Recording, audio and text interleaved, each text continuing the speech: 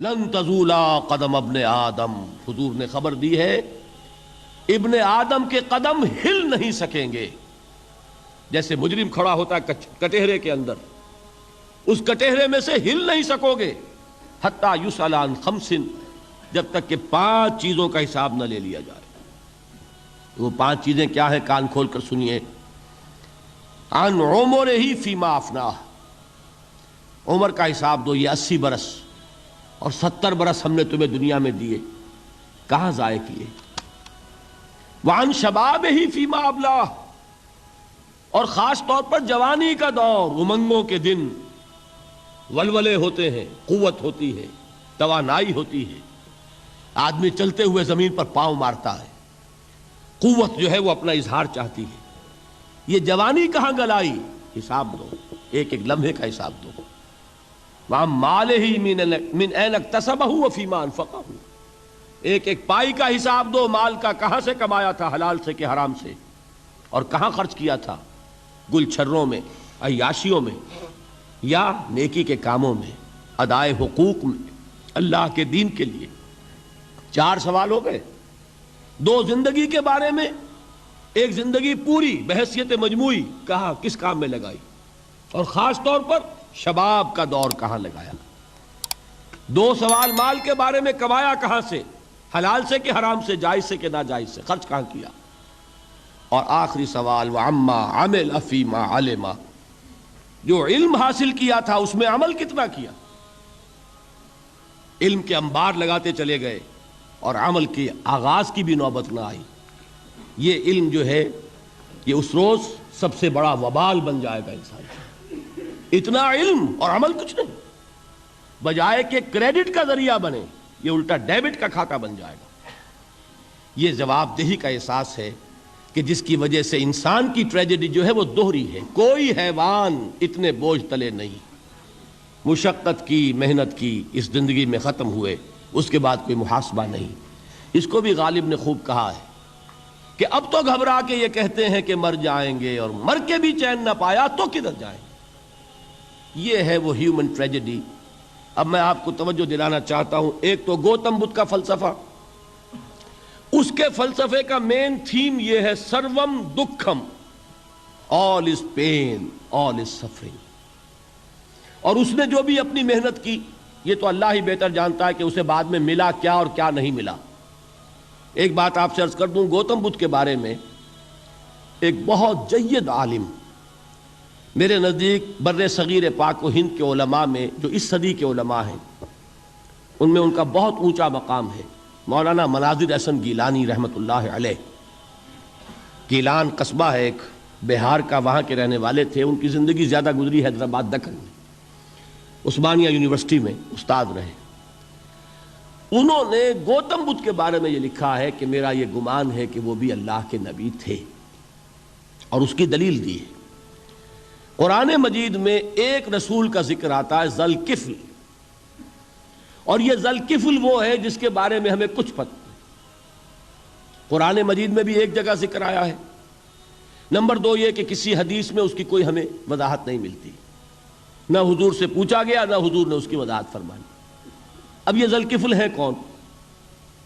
تورات میں جو نبیوں کے نام آتے ہیں ان میں سے کسی نبی کا نام ذل کفل کے آس پاس نہیں بنتا کہ یہ سمجھا جائے کہ یہ اس نام کی بگڑی ہوئی یا بدلی ہوئی شکل بن گئی ہے۔ تو انہوں نے جو کہا ہے وہ بات وزنی معلوم ہوتی ہے اس اعتبار سے کہ کپل وستو، کپل، پے جو ہے وہ عربی میں ہے نہیں، وہ فے بنتی ہے، تو ذل کفل کے معنی کفل والا، اور یہ کفل جو ہے کپل، کپل والا، جس کو ہم کہتے ہیں کپل وستو کا شہزادہ۔ تو انہوں نے یہ کہا ہے کہ گوتم بدھ کے بارے میں یہ خیال، یہ میں عرض کر دوں کہ اس کو ہم یقین سے نہیں کہہ سکتے، یہ ان کا گمان ہے، خیال ہے، واللہ عالم کہیں گے ہم، لیکن امکان ضرور موجود ہے۔ قرآن کہتا ہے وَلِكُلِّ قَوْمٍ ہاد، ہم نے ہر قوم میں ہادی بھیجے، وَإِن مِّن قَرْيَةٍ إِلَّا خَلَا فِيهَا نَذِيرٌ، کوئی بستی ایسی نہیں دنیا میں جس میں کوئی نہ کوئی خبردار کرنے والا نہ آیا ہو۔ تو یہ ممکن نہیں ہے کہ وہاں نبی نہ آئے ہوں، لیکن ان کی تعلیمات اتنی بدل گئی ہیں کہ ہم ان کو پہچان نہیں سکتے۔ حضرت مسیح علیہ السلام کی تعلیمات اگر عیسائیوں سے ہم سمجھیں تو کبھی بھی انہیں اللہ کا نبی نہیں مان سکتے۔ یہ تو قرآن مجید نے آ کر حضرت مسیح علیہ الصلوۃ والسلام کی اصل حقیقت ہمیں بتائی، ورنہ تو خدا کا بیٹا ثالث و ثلاثہ ان کو کیسے ہم مانتے؟ لیکن یہ کہ قرآن نے بتایا تو جان لیجئے ہو سکتا ہے کہ گوتم بدھ بھی اللہ کے نبی ہوں، لیکن ہو سکتا ہے کہ درجے میں کہیں گے، یقین سے نہیں۔ بہرحال گوتم بدھ نے اس دکھ، رنج، صدمہ، غم جو انسان کا مقدر ہے اس کا مشاہدہ کیا، اور پھر تپسیائیں کی، علم حاصل کیا، رشیوں منوں کے پاس گیا، اس نے کوشش کی کہ معلوم ہو سیلویشن کا راستہ کون سا ہے، اس دکھ سے نجات پانے کی کوئی سبیل بھی ہے کہ نہیں، اس غم سے، اس نجات سے، اس اندوہ سے انسان کسی طریقے سے چھوٹ سکتا ہے یا نہیں۔ اسی کو سیلویشن کہتے ہیں انگریزی میں، اسی کو ہندی میں نروان کہتے ہیں، اسی کو عربی میں نجات کہتے ہیں۔ ان النجات معلقۃ بمجموع هذه الاشیاء، میں نے امام رازی رحمۃ اللہ علیہ کے الفاظ میں آپ کو وہ لفظ بتایا، نجات کی راہ۔ اچھا، جدید فلسفوں میں جن حضرات کو دلچسپی کی بات ہے انہی کے بارے میں یہ عرض کر رہا ہوں۔ جدید فلسفوں میں بھی ایک فلسفہ ہے وجودیت، ایگزسٹانشلزم۔ آپ نے نام سنا ہوگا سارترے، یہ فرینچ فلسفر، اور اس وقت دنیا میں جو نوجوان نسل ہے وہ بہت زیادہ متاثر ہوئی ہے سارترے کے فلسفے سے۔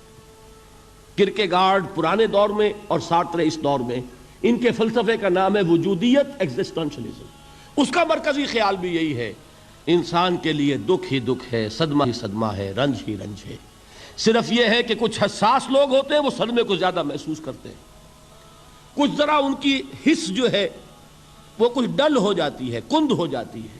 وہ جو غالب کا شعر میں نے آپ کو سنایا کہ مشکلیں اتنی پڑی مجھ پر کہ آسان ہو گئی، ورنہ یہ ہے کہ انسان سوچے تو دکھ ہے۔ اب یہ دکھ جو ہے اس سے نجات کا کوئی راستہ بھی ہے کہ نہیں، یہ کوسچن مارک ہے، جس کا جواب ہے تیسری آیت میں اِلَّا الَّذِينَ آمَنُوا وَعَمِلُوا الصَّالِحَاتِ وَتَوَاصَوْا بِالْحَقِّ وَتَوَاصَوْا بِالصَّبْرِ۔ جو ایک نا امیدی کی کیفیت طاری ہوتی ہے، وَالْعَصْرِ إِنَّ الْإِنسَانَ لَفِي خُسْرٍ، زمانے کی قسم ہے تمام انسان برباد ہونے والے ہیں، تباہی میں ہیں، گھاٹے میں ہیں، ٹوٹے میں ہیں۔ اس سے جو ایک مایوس کن صورتحال سامنے آتی ہے، اس مایوسی سے نجات دلانے والی آیت ہے تیسری آیت۔ ایک راستہ ہے، یہ امید کی کرن ہے، تباہی سے بچ سکتے ہو، ابدی بربادی وہ بربادی۔ یہاں تو یہ ہے کہ ہم نے مشقتیں اٹھا لیں، فاقے جھیل لیے، تکلیفیں برداشت کر لیں، صدمے برداشت کر لیے، لیکن موت آئی، اس کا خاتمہ ہو گیا۔ لیکن اس کے بعد اگر خدا نہ خواستہ جہنم میں جھونک دیے گئے، وہ ابد الآباد تک کی، وہ ہمیشہ ہمیشہ کی جلن۔ قرآن کہتا ہے کہ اگر ایک کھال جل جائے گی، جھلس جائے گی، اللہ اور کھال دے دے گا۔ دیکھیے یہ بھی جدید دور میں آپ کو معلوم ہوگا، بورس بکائی نے جو کتاب لکھی ہے، دی فرینچ سرجن، اس نے ثابت کیا ہے کہ قرآن مجید نے جتنے نیچرل فینومینا کا حوالہ دیا ہے وہ بالکل سائنس کے مطابق ہے۔ آج ہمیں یہ معلوم ہے کہ حس جو ہے وہ صرف کھال میں ہوتی ہے، کھال حساس ہوتی ہے، کھال اتر جائے نیچے جو ہے گوشت جلے گا، آپ کو تکلیف نہیں ہوگی۔ معلوم قرآن نے کہا ہے کہ جب کھالیں ان کی جھلس جائیں گی ہم نئی کھال دے دیں گے، تاکہ وہ سوزش جو ہے، وہ جلن کا احساس برقرار رہے، وہ ختم ہونے نہ پائے۔ حالانکہ اس کی ضرورت نہیں ہے، اگر اندر کا گوشت بھی حس والا ہوتا تو پھر کھال دوبارہ عطا کرنے کی ضرورت نہیں ہے، گوشت جلے گا، اس سے بھی جلن کا اور سوزش کا احساس ہو جائے گا۔ لیکن قرآن کہتا ہے کہ نہیں، کلما نضجت جلودہم بدلنا لہم جلودا غیرہا، جب ان کی کھالیں جھلس جائیں گی، جل جائیں گی، ہم ان کی کھالیں بدل دیں گے تاکہ وہ سوزش برقرار رہے۔ ثم لا يموت فیہا ولا یحیا، پھر نہ وہ اس میں جی سکے گا نہ مر سکے گا، نہ زندوں میں ہوگا نہ مردوں میں ہوگا۔ موت کو پکارے گا، کاش کہ موت آ جائے جو مجھے اس مشقت سے اور مشکل سے چھٹکارا دلا دے۔ وہ موت جس سے اس وقت ہم بھاگتے ہیں، اگر خدا نہ خواستہ اس جہنم میں جھونکے گئے تو پھر موت کو پکاریں گے اور موت نہیں آئے گی۔ اس عذاب سے، اس ابدی ناکامی سے، اس خسران سے، اس ابدی ہلاکت سے بچنے کا کوئی راستہ ہے؟ وہ جو میدان حشر میں پکاریں گے لوگ، این المفر، کوئی جائے فرار ہے، کوئی جائے پناہ ہے؟ وہ جائے فرار، وہ جائے پناہ اس دنیا میں اللہ نے ہمیں عطا فرمائی، اسی کا نام صراط مستقیم ہے۔